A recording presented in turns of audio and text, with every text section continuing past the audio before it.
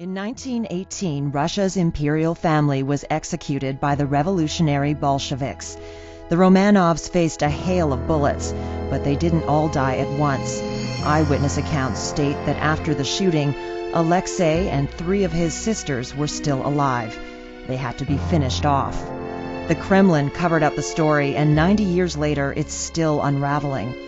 In 1991, bodies found in a shallow grave near the site of the execution were proclaimed to be the Romanovs. 2 bodies were missing, one of the Grand Duchesses and the 13-year-old heir, the Tsarevich Alexei.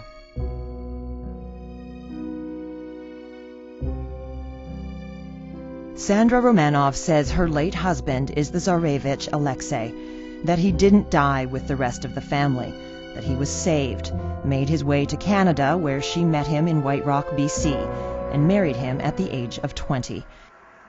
My story is the rescue and the survival of Alexei Nikolaevich from the night of the assassination on until June of 1977, when he passed away in Burnaby, British Columbia.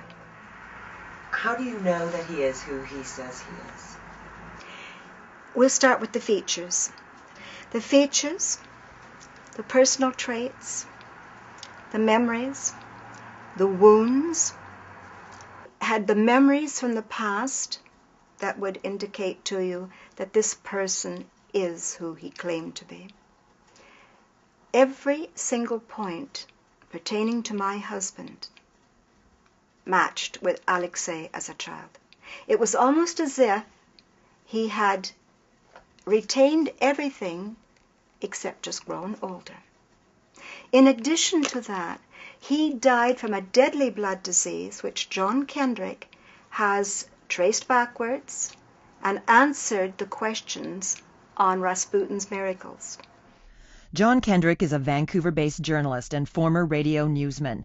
The American Journal published his work disputing the historical belief that Alexei suffered from hemophilia. Kendrick says this study helps prove that Alexei could have survived the execution of his family, offering further evidence that Sandra's husband was the true Romanov heir. And basically that's the proof that you can explain the blood disease. And if you can explain the blood disease and you can explain the Rasputin, you must have the real guy. Now, there are some 80 or more claims in Russia alone of people claiming to be Alexei. But you have to prove the hemophilia, or explain the hemophilia, prove the blood disease, which none of them can do, but this one can. Now, the DNA testing. When I sent 2 teeth to Dr. Ivanov, who was working at the Aldermaston Institute in England, I also, just previously before that, sent 2 to Dr. Maples in the States. Dr. Maples, I asked him, I said, Dr. Maples, please keep these 2 teeth in safekeeping, just in case I have a problem with Dr. Ivanov's submission that I sent to him. And he did for a while, and then one day he phones me and he said, Mrs. Romanov, I got excited. I sent your 2 teeth to Dr. Mary Claire King. Dr. Marie Claire King is a world-renowned geneticist who handled Russia's Romanov DNA testing in the USA. She recalled the tests, replying to my email within minutes.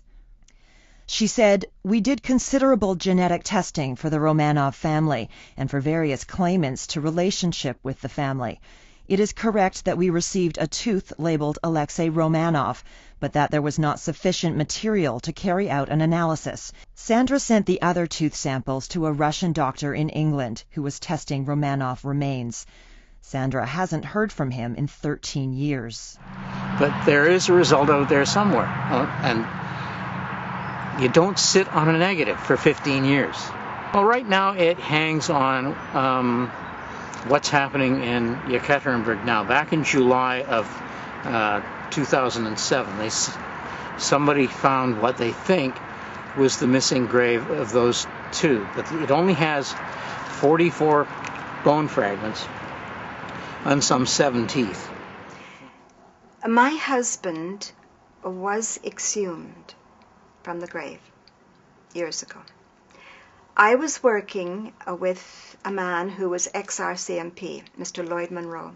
And Mr. Monroe said to me, Sandra, if I were you, I would get him out. What we did when we had availability to Alosha's body was we took the remaining teeth. I said, I want any teeth that are left in that skull. So my question is also your question. Where do I go from here?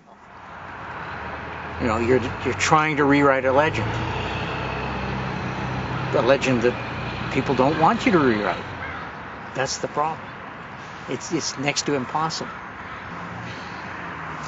All I'm looking for is a 40-second story that says yes he is or yes he isn't. That's all I've ever been looking for. I'm not looking to change the world. I'm just looking for the truth. But the truth can change the world. In the next few months, Russia will either announce that they've identified Alexei's bones or not. But somewhere amidst the research, historic accounts, forensic evidence, and myths is the truth about the fate of the young Tsarevich. And the truth will reveal itself when the world is ready to hear it.